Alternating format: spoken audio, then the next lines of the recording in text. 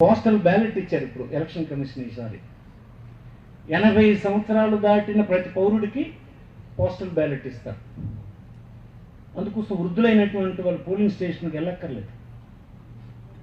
మీరు వాళ్ళకి సాయం చేయండి. వాళ్ళు బ్యాలెట్కి అప్లికేషన్ పెట్టించి ఓటు వేయించే పని చేయండి. అందుకోసం ఆ పోస్టల్ బ్యాలెట్ ప్రతి వాలంటీర్కి నేను ఏం చెప్తున్నా అంటే, పోస్టల్ బ్యాలెట్ వేయించండి. పోస్టల్ బ్యాలెట్కి అప్లికేషన్ నింపిస్తే పెట్టించేయండి. దివ్యాంగులకు కూడా ఇస్తారు ఓటు. కొత్తగా ఎలక్షన్ కమిషన్ ఇది ఇస్తారు, రూల్స్లో అది ఇచ్చింది. వాళ్ళు పోలింగ్ స్టేషన్కి వెళ్ళలేరు, నడవలేరు, ఈ బాధలన్నీ. తర్వాత మన పట్ల కూడా కోపంగా ఉన్న వాళ్ళు కొంతమంది ఏమనుకుంటారంటారు, ఇలాగెలగెలగెలగెయ్యాలని మీరు నొక్కియాలని చూస్తాను వాళ్ళు. ఆ నొక్కిడలగట్ట ఎవరు మనం ఎలా చేయడానికి వీల్లేదు. అవసరమైతే మీరే ఏజెంట్లుగా లోపల కూర్చోవలసి వస్తుంది. జ్ఞాపకం పెట్టుకోండి, మీకు అప్డేట్ లేదు, ఆ బ్యారియర్స్ ఏం లేవు.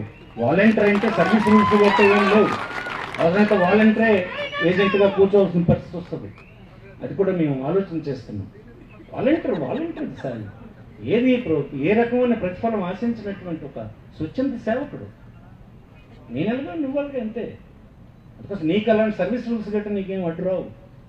అందుకోసం అవసరమైతే చూడాలి. దొంగ ఓట్లు వేసేస్తాం, ఈ ప్రభుత్వానికి కన్నం పెట్టేస్తాం అనే వాళ్ళు ఎవడైనా ఉంటే వాళ్ళ ఆటలు పప్పులు ఉడకవు అన్నటువంటిది మనం రుజువు చేయాలని ఈ సందర్భంగా మీకు మనవి చేస్తూ,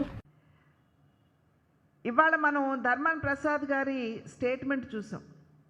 వాలంటీర్స్ని మేము ఎన్నికల ఏజెంట్లుగా, పోలింగ్ ఏజెంట్స్గా వాడుకుంటాము అనేది ఇవాళ నేను మీడియాలో చూసినటువంటి వార్త.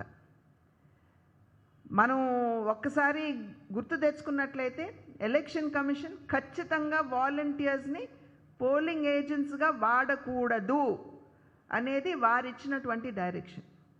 అయినా కూడా ఇవాళ ఈ రకంగా మేము వాడుకుంటాము అనేటువంటి ఒక అభిప్రాయాన్ని వ్యక్తపరిచారంటే ఖచ్చితంగా ఇది ఆందోళన కలిగించేటువంటి పరిస్థితి.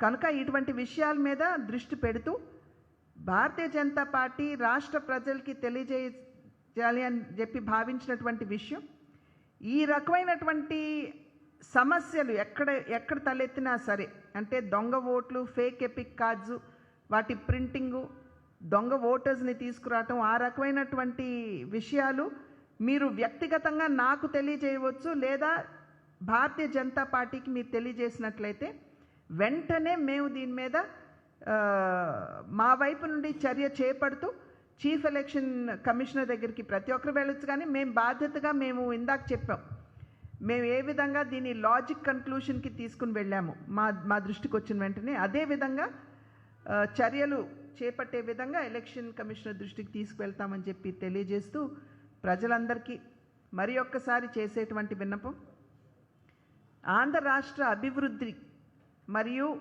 రాష్ట్ర ప్రజల సంక్షేమాన్ని భారతీయ జనతా పార్టీ ఓట్లతో నిమిత్తం లేకుండా నేటి వరకు కూడా తన వంతు సహాయాన్ని కేంద్ర ప్రభుత్వం భారతీయ జనతా పార్టీ నాయకత్వంలో ఉన్నటువంటి సందర్భంలో అందిస్తూనే వచ్చింది, ఇక ముందు కూడా అందిస్తుంది అని చెప్పి ప్రజలందరికీ తెలియజేసుకుంటున్నాను.